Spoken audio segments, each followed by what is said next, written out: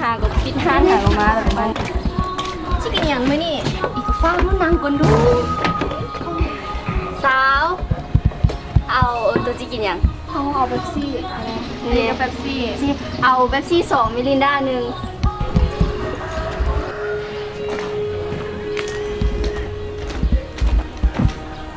ซูซิจูโจ้คือมาซ่าแท้มานั่งที่มานี่นั่งตัวเดียวกันเลยไม่อยากนั่งคุณงาม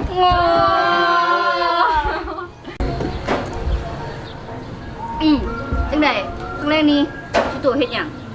เขาบอกว่าสิโซกบอลเฮนเพิ่มอยู่ได้แต่บ่ฮู้ว่าสิเรียนหยัง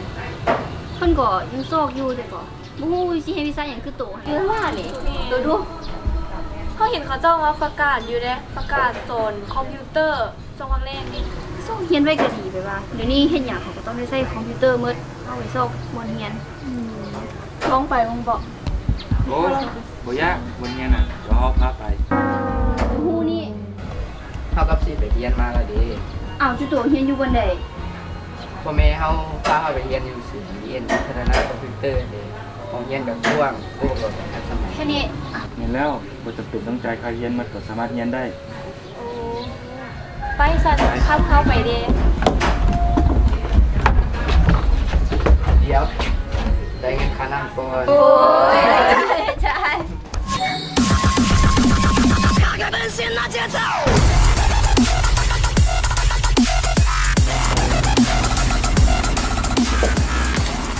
ว่าเดียจ้าเป็นสนใจสมัครเรียนคอมพิวเตอร์อันนี้อยู่นี่ครับเรียนคอมพิวเตอร์ทางสูตรของพวกเรามีจากหลักสูตรทางศูนย์ของเขาเนาะมี2หลักสูตรคือหลักสูตร3เดือนแล้วก็หลักสูตร1ปี